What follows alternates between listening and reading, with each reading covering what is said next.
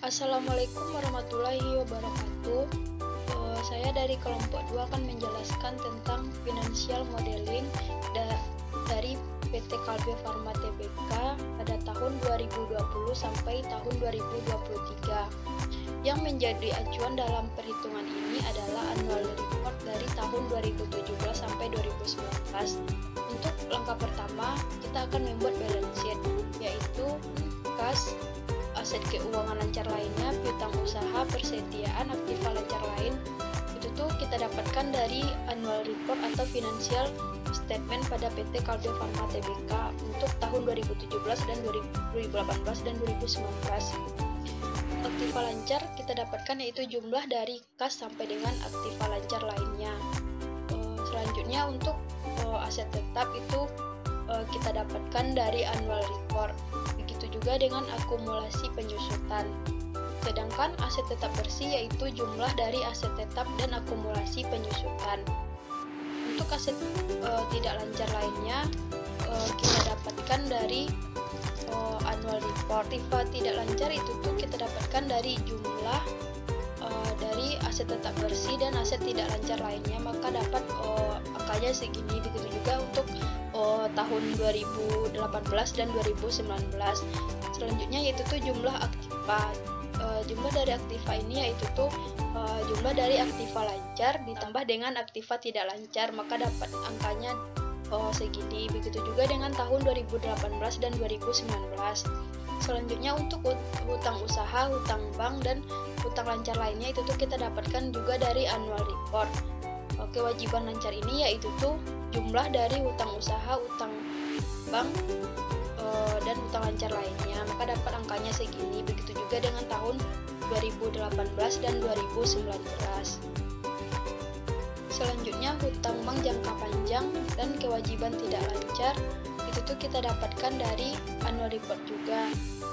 Jumlah dari kewajiban tidak lancar yaitu tuh total dari hutang bank jangka panjang ditambah dengan kewajiban tidak lancar lainnya, maka dapat kewajiban tidak lancar. Untuk total kewajiban itu tuh kewajiban lancar ditambah dengan kewajiban tidak lancar, maka dapat total kewajibannya segini. Begitu juga dengan tahun 2018 dan 2019. Selanjutnya modal saham. Modal saham ini kita dapatkan juga dari annual report. Begitu juga dengan tambahan modal saham, komponen ekuitas lainnya, saldo laba dan saldo laba. Terus untuk total modal yang didistribusikan ke pemilik induk yaitu total dari modal saham sampai dengan saldo laba. Selanjutnya kepentingan dan pengendali ini kita dapatkan dari annual report. Untuk total modal yaitu tuh total modal yang didistribusikan ke pemilik induk ditambah dengan kepentingan dan pengendali, maka dapat total modalnya segini. Begitu juga dengan tahun 2018 dan 2019. Selanjutnya kewajiban dan ekuitas. Untuk kewajiban dan ekuitas ini kita dapatkan dari total kewajiban ditambah dengan total modal, maka dapat kewajiban dan ekuitasnya segini. Begitu juga dengan tahun 2018 dan 2019. Selanjutnya kita membuat atau menginput data income statement, yang mana data income statement ini kita dapatkan dari annual report. Yang pertama misalnya kayak penjualan bersih, beban pokok penjualan itu tuh kita dapatkan dari annual report. Untuk laba kotor ini didapatkan yaitu dari penjualan bersih dikurang dengan beban pokok penjualan, maka dapat laba kotornya sebesar 9.283.473.473.000. Untuk beban operasi itu kita dapatkan dari sheet depresiasi, yaitu depresiasi yang ini dapatnya yaitu dari beban penjualan ditambah biaya administrasi umum dikurang dengan depresiasi, maka dapat angkanya sebesar 5.913.415.172.359 rupiah. Selanjutnya untuk depresiasi dan amortisasi kita dapatkan juga dari sheet depresiasi. Selanjutnya untuk beban usaha yaitu tuh jumlah dari beban operasi ditambah depresiasi dan amortisasi, maka dapat angkanya sebesar 6.635.633.973.042 rupiah. Untuk laba usaha yaitu laba kotor dikurang dengan beban usaha, maka dapat angkanya sebesar 3.447.499.958. Selanjutnya untuk laba atau beban lain-lain ini kita dapatkan juga dari annual report, yaitu pendapatan keuangan ditambah laba rugi asosiasi ditambah pendapatan lainnya dan dikurang dengan beban lainnya, maka dapat angkanya segini. Selanjutnya untuk EBIT yaitu kita dapatkan dari laba usaha ditambah laba atau beban lain-lainnya, maka dapat angkanya 3.457.578.351.745 rupiah. Selanjutnya untuk beban bunga bersih ini kita dapatkan juga dari annual report atau financial statement. Selanjutnya laba sebelum pajak ini kita dapatkan dari EBIT ditambah dengan beban bunga bersih, maka dapat angkanya sebesar 3.186.725.992 rupiah.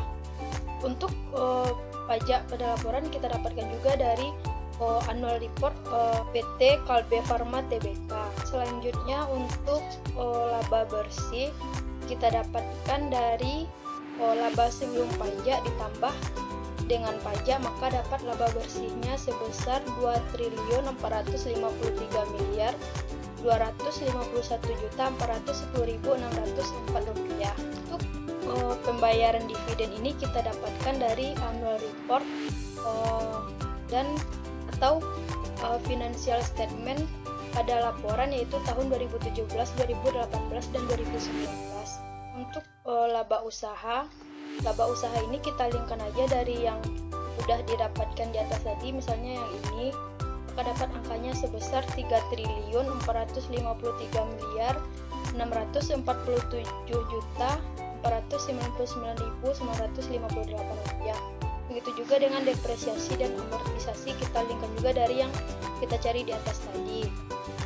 Untuk EBITDA ini adalah jumlah dari laba usaha ditambah depresiasi dan amortisasi, maka dapat sebesar 3.868.300.641 rupiah. Begitu juga dengan tahun 2018 dan 2019. Selanjutnya kita menginput depresiasi. Yang pertama yaitu untuk aset kotor, akumulasi, dan depresiasi. Itu tuh untuk tahun 2017 sampai tahun 2019 itu kita dapatkan dari annual report atau financial statement. Untuk aset bersih kita dapatkan dari aset kotor dikurang dengan akumulasi, maka dapat aset bersihnya sebesar 5.342.659.713.054 rupiah. Selanjutnya untuk mencari delta depresiasi ini yaitu dengan cara depresiasi tahun 2018 dikurang dengan depresiasi tahun 2017 dibagi dengan depresiasi tahun 2017, maka dapat delta depresiasinya sebesar 0,06. Begitu juga dengan untuk mencari delta depresiasi pada tahun 2019. Selanjutnya untuk mencari delta aset kotor pada tahun 2018 yaitu dengan cara aset kotor pada tahun 2018 dikurang dengan aset kotor pada tahun 2017 dibagi dengan aset kotor pada tahun 2017, maka dapat angkanya sebesar 0,15. Begitu juga dengan tahun 2019. Selanjutnya untuk mencari delta aset kotor pada tahun 2020 yaitu dengan cara merata-ratakan delta aset kotor pada tahun 2017, 2018, dan 2019.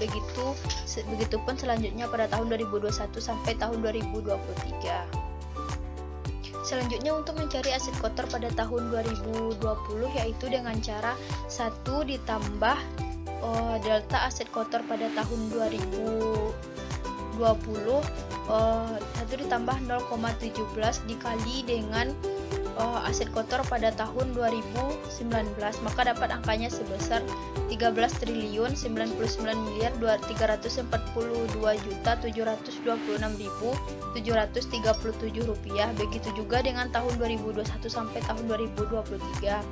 Selanjutnya untuk mencari akumulasi, yaitu dengan cara akumulasi pada tahun 2019 ditambah depresiasi pada tahun 2020, maka angkanya dapat sebesar 4.111.515.055.941 rupiah.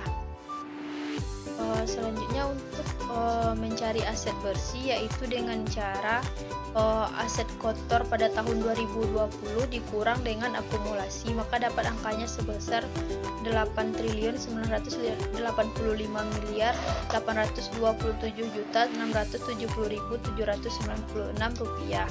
Begitu juga dengan mencari aset kotor akumulasi depresiasi pada tahun 2021 sampai tahun 2023. Selanjutnya untuk mencari beban fabrikasi, beban penjualan umum dan administrasi, kita inputkan dari annual report atau financial statement. Selanjutnya kita membuat asumsi keuangan pada tahun 2020, 2021, 2022 dan 2023. Di sini saya akan mencontohkan pada tahun 2020, yaitu untuk mencari penjualannya menggunakan rumus penjualan tahun 2019 dikurang dengan penjualan tahun 2018 dibagi dengan penjualan pada tahun 2019, maka dapat sebesar 6,89%. Selanjutnya untuk harga pokok penjualan diambil dari rata-rata 3 tahun terakhir, yaitu rata-rata dari 2017 sampai dengan 2019. Begitu juga dengan beban usaha, depresiasinya kita juga mengambil dari rata-rata 3 tahun terakhir, yaitu 2017 sampai 2019. Begitu juga dengan laba atau beban lain-lainnya. Sedangkan untuk tax rate-nya itu sama dengan tahun sebelumnya. Untuk dividennya yaitu menggunakan rata-rata 3 tahun terakhir, yaitu rata-rata dari 2017 sampai dengan 2019. Untuk bunga begitu juga mengambil rata-rata dari 3 tahun terakhir. Begitu juga dengan tahun 2021, 2022 dan 2023. Selanjutnya untuk mencari dalam hari yang pertama, yaitu untuk perputaran piutangnya diambil rata-rata dari 2 tahun terakhir, yaitu 2017 sampai dengan 2019. Begitu juga dengan perputaran persediaan, perputaran utang usaha, dan pertumbuhan aset tetap. Sedangkan rate untuk depresiasinya mengambil rata-rata dari 3 tahun terakhir. Begitu juga dengan tahun 2021, 2022 dan 2023. Sedangkan untuk bobot utang mengambil rata-rata 3 tahun terakhir, yaitu pada rata-rata dari tahun 2017, 2018, 2019, maka dapat angkanya sebesar 1,15% untuk bobot utang bank terhadap HPP. Begitu juga dengan bobot utang jangka panjang terhadap aset kotornya mengambil rata-rata dari 3 tahun terakhir. Selanjutnya untuk pertumbuhan jangka panjangnya sebesar 3%. Untuk outstanding share-nya yaitu outstanding share dibagi sama dengan harga sahamnya sebesar 1.620, maka dapat sebesar 28.935.261 rupiah. Kita akan menginput data penjualan dari PT Kalbe Farma Tbk ini, yaitu yang pertama kita harus menentukan penjualan obat resep tahun 2017, 2018, 2019 dan produk kesehatan, penjualan nutrisi, penjualan distribusi dan logistik. Yang pertama yaitu untuk obat resep, kita harus menjumlahkan penjualan dalam negerinya dan penjualan di luar negerinya. maka dapat angkanya sebesar 4.689.589.637 rupiah. Begitu juga dengan produk kesehatan dan produk nutrisi, distribusi dan logistik, kita harus menjumlahkan penjualan dalam negeri dan luar negerinya. Maka kita dapat mencari pendapatan netonya, yaitu kita jumlahkan obat resep sampai dengan distribusi dan logistik, maka dapat angkanya sebesar 20.119.166.616 rupiah untuk pendapatan bersih tahun 2017. Begitu juga untuk mencari pendapatan bersih 2018 dan 2019, kita harus menentukan dulu penjualan obat resep, penjualan produk kesehatannya, penjualan nutrisi, dan penjualan distribusi dan logistiknya. Selanjutnya kita akan mencari angka kenaikan per tahunnya.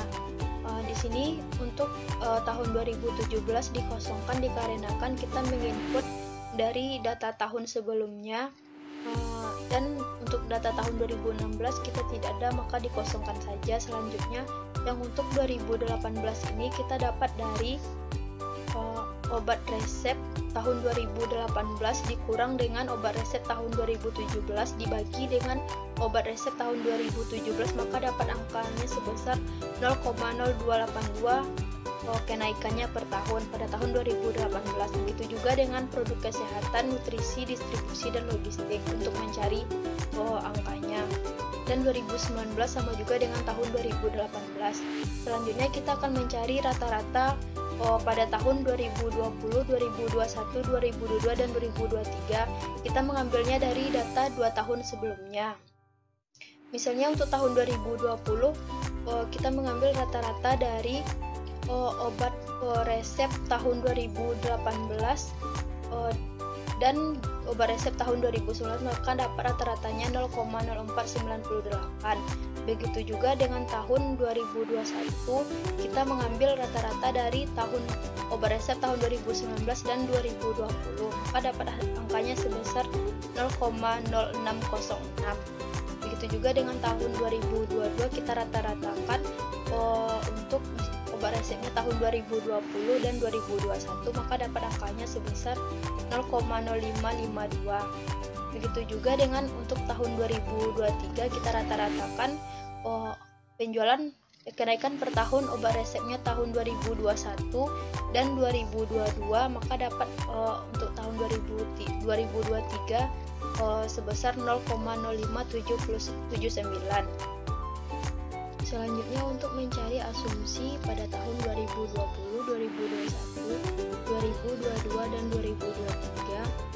Yang pertama itu pada tahun 2020 untuk mendapatkan jumlah dari pendapatan bersihnya, kita harus mencari dulu penjualan yang kita asumsikan pada tahun 2020, yaitu yang pertama untuk penjualan obat resep kita ambil dari tahun sebelumnya dengan rumus yaitu 1 ditambah kenaikan per tahun pada tahun 2020 ini yang kita asumsikan tadi, yaitu rata-rata sebesar 0,0498 ini dikali dengan penjualan obat resep pada tahun 2009, yaitu 5.166.126.857.611, maka dapat hasilnya sebesar 5.453.353.882.260 rupiah. Begitu juga untuk mencari produk kesehatan, nutrisi, distribusi, dan logistik. Baru setelah itu, setelah kita mengetahui berapa penjualan obat resep, produk kesehatan, nutrisi, distribusi, dan logistik pada tahun 2020 ini, maka kita akan mendapatkan hasil dari pendapatan bersih yang kita asumsikan, yaitu jumlah dari obat resep sampai distribusi dan logistik. Maka dapat pendapatan bersihnya sebesar 24.298.852.652 rupiah. Begitu juga untuk mencari asumsi pada tahun 2021, 2022, dan 2023. Selanjutnya kita akan menginputkan hutang, yaitu yang pertama hutang bank. Hutang bank ini yang pada tahun 2017, 2018, dan 2019 ini kita linkkan dari balance sheet yang telah kita buat tadi. Begitu juga dengan hutang jangka panjangnya.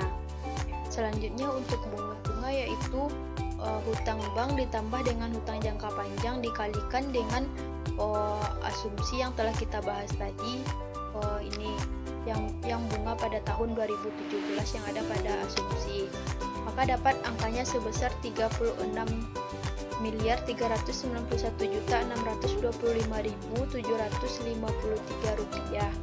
Begitu juga dengan tahun 2018 dan 2019.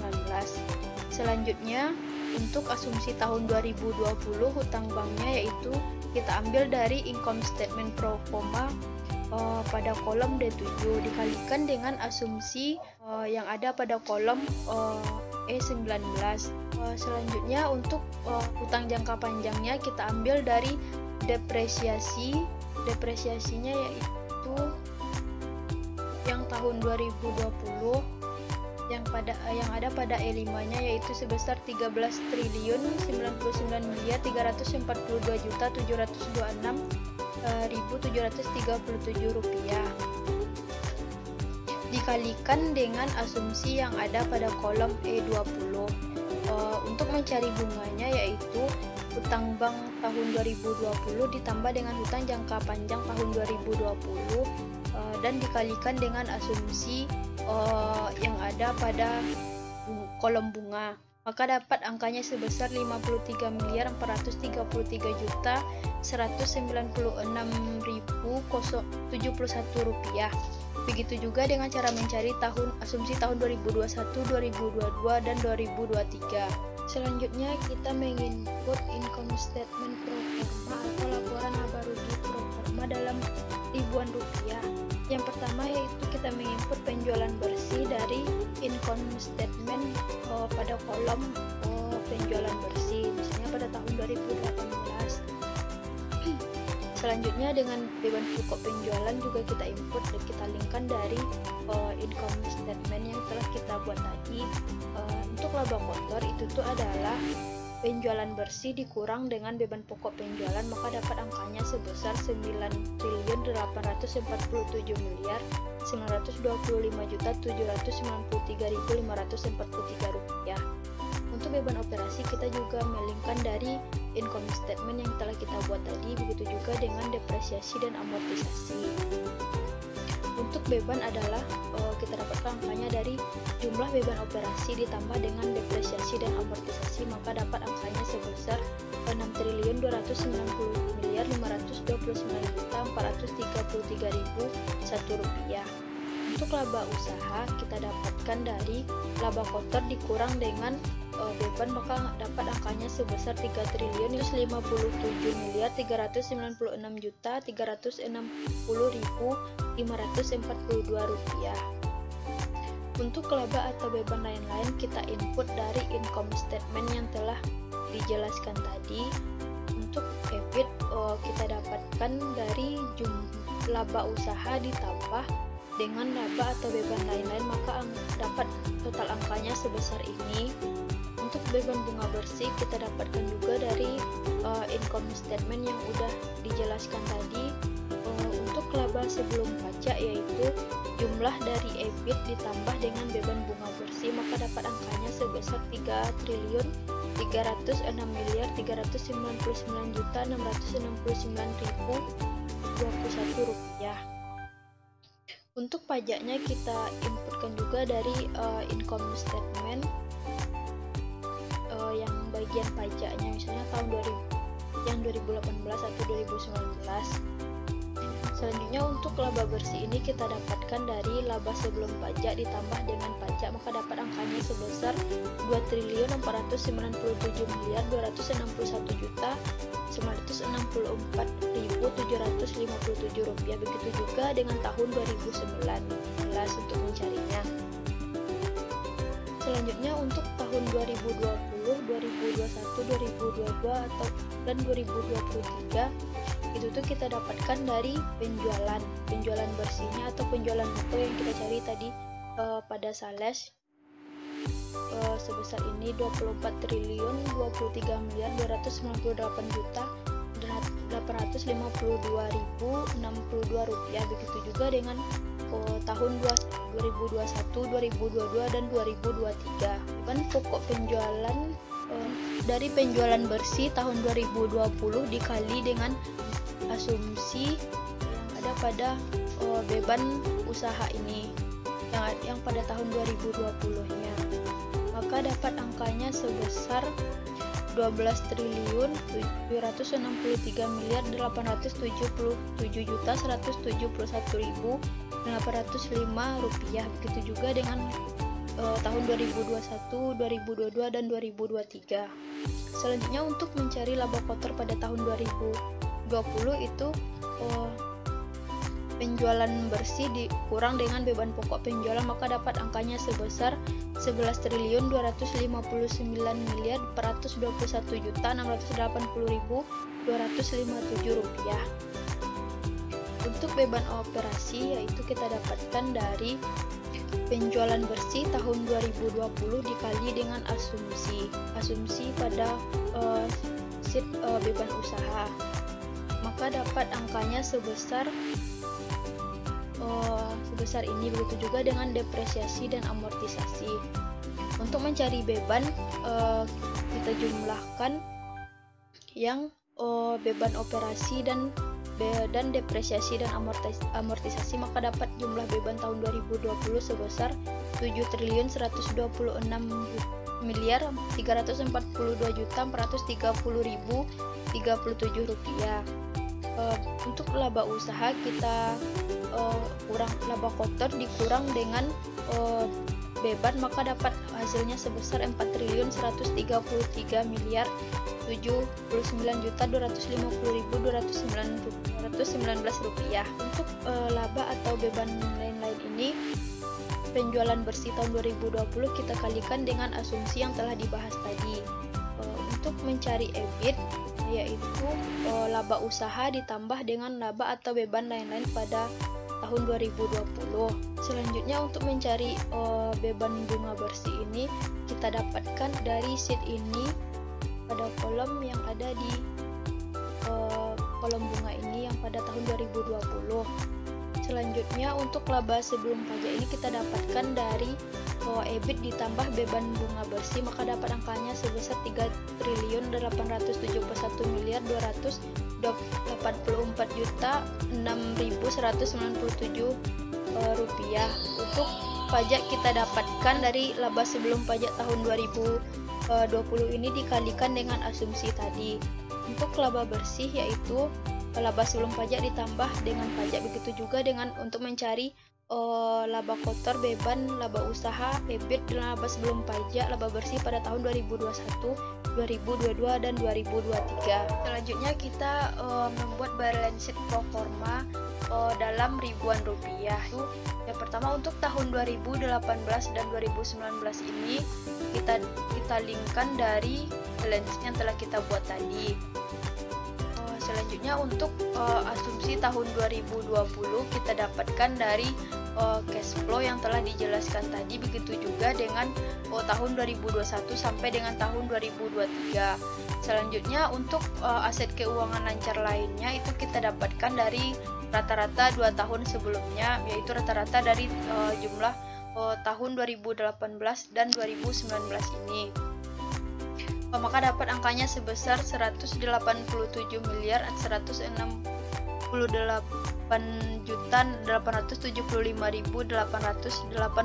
rupiah. Begitu juga dengan tahun 2021 sampai dengan tahun 2023. Selanjutnya untuk piutang usaha kita dapatkan dari sheet asumsi yang ada pada piutang usaha dibagi dengan 365 hari dikali dengan income statement pro forma yang ada pada piutang usaha.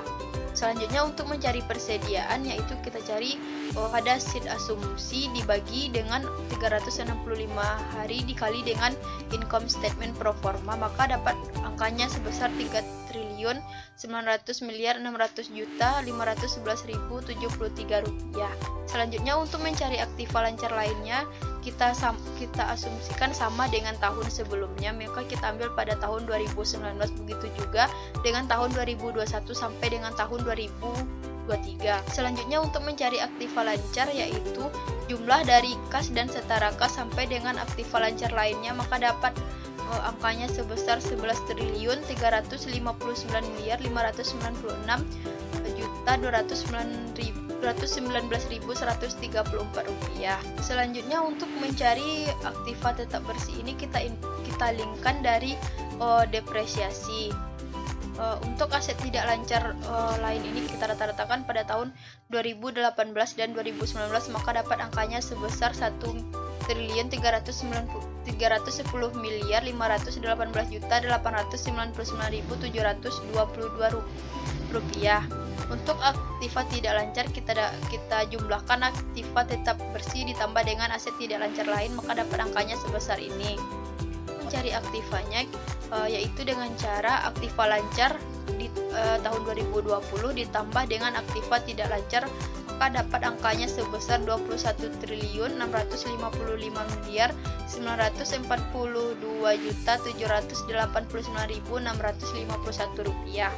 Begitu juga dengan tahun 2021 sampai dengan tahun 2023. Selanjutnya untuk mencari hutang usaha yaitu sheet asumsi dibagi dengan 365 hari dikali dengan income statement pro forma. Hutang bank kita linkkan dari debt atau hutang. Selanjutnya untuk hutang lancar lainnya linkkan dari laporan tahun sebelumnya atau sama dengan tahun sebelumnya. Maka untuk kewajiban lancar lainnya itu jumlah dari hutang usaha sampai dengan hutang lancar lainnya, maka dapat angkanya sebesar 2.711.190.484 rupiah. Begitu juga dengan tahun 2021 sampai dengan tahun 2023. Selanjutnya untuk mencari hutang jangka panjang kita linkkan dari debt hutang jangka panjangnya dari sheet debt. Untuk kewajiban tidak lancar kita rata-ratakan 2 tahun sebelumnya yaitu pada tahun 2018 dan 2019, maka dapat angkanya sebesar 320.366.324 rupiah. Untuk mencari kewajiban tidak lancar, kita jumlahkan hutang jangka panjang ditambah dengan kewajiban tidak lancar, maka dapat jumlahnya sebesar 765.213.576 rupiah. Untuk mencari total kewajiban, kita tambahkan kewajiban lancar ditambah dengan kewajiban tidak lancar, maka dapat angkanya sebesar ini. Selanjutnya untuk modal saham kita linkkan dari modal saham yang sebelumnya yaitu pada tahun 2018. Untuk tambahan modal kita linkkan juga dari tahun sebelumnya yaitu pada tahun 2019. Untuk komponen ekuitas lainnya saldo laba kita linkkan juga pada tahun 2019. Untuk saldo laba kita dapatkan dari saldo laba tahun 2019 ditambah dengan income statement pro forma pada saldo laba ditambah dengan income statement pro forma pada saldo laba, maka dapat angkanya sebesar 16.814.420.342 rupiah. Untuk mencari total modal yang didistribusikan ke pemilik indu adalah dengan cara jumlah dari modal saham sampai dengan saldo laba, maka dapat angkanya sebesar 17.320.820.300.554 rupiah. Selanjutnya untuk kepentingan non pengendali kita asumsikan sama dengan tahun sebelumnya yaitu pada tahun 2019 yaitu sebesar 812.456.085.037 rupiah. Untuk total ekuitas kita jumlahkan total modal yang didistribusikan ke pemilik induk ditambah dengan kepentingan non pengendali, maka dapat angkanya sebesar 18.276.376.555.591 rupiah. Sedangkan untuk kewajiban dan ekuitas ini kita tambahkan total kewajiban tahun 2020 ditambah dengan total ekuitas, maka dapat angkanya sebesar 21.645.989.651. Begitu juga dengan tahun 2001 dan 2020 sampai dengan tahun 2023 ini. Selanjutnya kita menginput laporan perubahan ekuitas atau cash flow statement. Yang pertama yaitu laba rugi bersih, ini kita dapatkan dari income statement pro forma. Begitu juga dengan tahun 2021, 2022 dan 2023. Untuk akumulasi penyusutan kita dapatkan dari depresiasi yang telah dijelaskan tadi. Begitu juga dengan tahun 2021 sampai tahun 2023.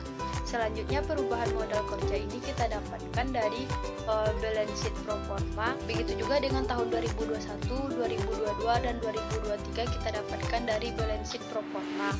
Selanjutnya untuk kenaikan atau penurunan persediaannya kita dapatkan juga dari balance sheet pro forma. Umumnya untuk perubahan modal kerja ini kita dapatkan dari balance sheet pro forma dari 2020 sampai tahun 2023. Selanjutnya untuk arus kas dari aktivitas operasi ini adalah jumlah dari laba rugi sampai dengan kenaikan atau penurunan utang usaha. Selanjutnya untuk mencari capital expenditure ini kita dapatkan dari depresiasi. Untuk aset tidak lancar lainnya kita dapatkan dari balance sheet pro forma. Begitu juga pada tahun 2021 sampai dengan tahun 2023. Selanjutnya untuk mencari arus kas dari aktivitas investasi yaitu jumlah dari capital expenditure ditambah dengan aset tidak lancar lainnya, maka dapat sebesar 1.842.252.677.529 rupiah. Selanjutnya untuk kenaikan atau penurunan hutang bank kita dapatkan dari balance sheet pro forma. Untuk pembayaran dividen kita dapatkan dari income statement pro forma dari dividennya. Selanjutnya untuk kenaikan atau penurunan hutang jangka panjang kita dapatkan dari balance sheet pro forma. Selanjutnya untuk arus kas dari aktivitas pembiayaan kita dapatkan dari jumlah dari kenaikan atau penurunan hutang bank sampai dengan kenaikan atau penurunan ekuitas, maka angkanya dapat sebesar 1.599.513.859 rupiah. Begitu juga dengan tahun 2021 sampai dengan tahun 2023.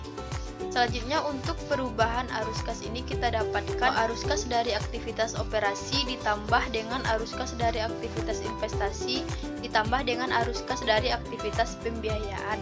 Maka untuk tahun 2020-nya perubahan arus kasnya dapat sebesar, begitu juga dengan tahun 2021 sampai dengan tahun 2023.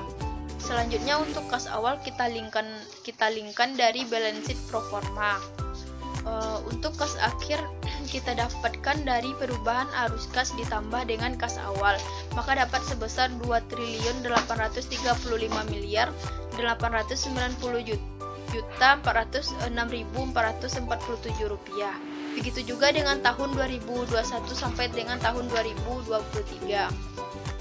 Selanjutnya untuk perubahan modal kerja ini kita dapatkan dari jumlah kenaikan atau penurunan piutang usaha sampai dengan kenaikan atau penurunan utang usaha, maka dapat hasilnya sebesar 198.690.037 rupiah.